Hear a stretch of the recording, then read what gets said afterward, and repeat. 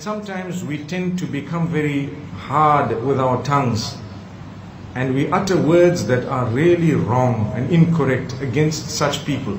I'm talking generally about people who serve the Deen. You need to be careful how you talk about them. You need to watch your mouth, because sometimes the reason why we are cursed in this world is because we have uttered bad words against a person who's a friend of Allah, and we're suffering as a result. So be careful, watch your tongue, watch it. There is no need to utter bad words, even amongst ourselves. We rule upon the hearts of the people. This person did this because of that. How do you know? You know you might be suffering because of that. Not because they cursed you, but Allah, whose friend they are, did not like what you did to his friend. Man aada li waliyan faqad aadhantuhu bil harb. Hadith. The Prophet ﷺ says, whoever has harmed a friend of mine, I announce war against that person. Allahu Akbar. You harm with words, you harm with statements. And I've seen certain people really go down within days of something they said or did. Go down so heavily that they don't know what hit them. And sometimes they do not understand, and they will not understand what hit them. And they think, it's this problem, it's that. No, it isn't. Someone comes for counseling to me and they tell me I have this issue and that issue. Brother, there are certain questions you need to ask yourself. Have you paid your zakat correctly? What do you mean? You think I'm going to eat? I said, no. I don't want to know the answer. Ask yourself an answer at night when you're alone. Go and check. How did you calculate your zakat and how did you give it out? Was it distributed? Number 2, how's your link with your maker? Number 3, have you ever harmed a friend of the maker, subhanahu wa ta'ala? Do you speak bad about people? Do you have this negative, every time you see someone you think negative? If that's the case, maybe that's your problem. But it's got nothing to do with the issue that I've got here, for example. No.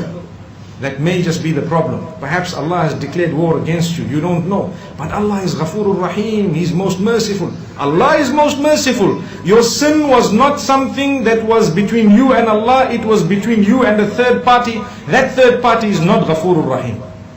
Brothers and sisters, I plead with you to clean your heart.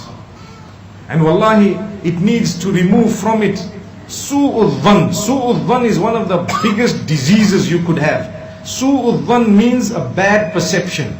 You see someone, you think this guy is dressed like this because he's like that. And you see a woman in a miniskirt, you think she's like a prostitute. That thought is so dirty, so dirty. Even if she was, what's it got to do with you? It's a fact. When we start looking at people saying, this person is very bad because they dress like this, and what? Or you see someone, for example, walking into a nightclub. The first thought is, this uncle has gone into the club to remove someone from there. And that's a good thought. People say, today people are bad. That thought is bad. You follow what I'm saying? Even if they were going into the nightclub to do whatever they wanted to do in terms of sin, what's it got to do with you? By your statement, does it make them achieve Jannah? Allahu Akbar, Allahu Akbar. I want to tell you, your statement will never help them achieve Jannah, but it even eradicates your chances of entering Jannah. That's the problem. So when you clean your heart, it only increases your chance of entering paradise. Paradise is not for those with dirty hearts, my brothers and sisters. Love one another for the pleasure of Allah alone, and that's your paradise.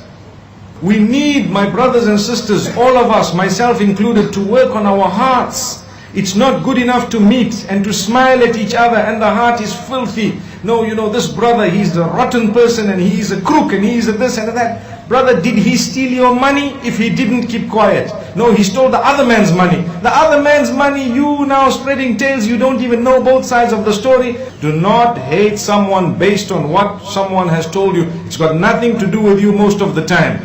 Yes, if you want to be careful of someone said, look, you want to deal with this man, just tread the path a bit carefully. It's not a bad statement. That is just a warning to say, watch out. People today, generally, you need to be a bit more careful because there is a general tendency of people not fulfilling what they have said. So you warning someone is another issue. But to have a dirty heart and to have a bad perception of people, that will keep you away from paradise. And paradise is something I should be working for, and so should you.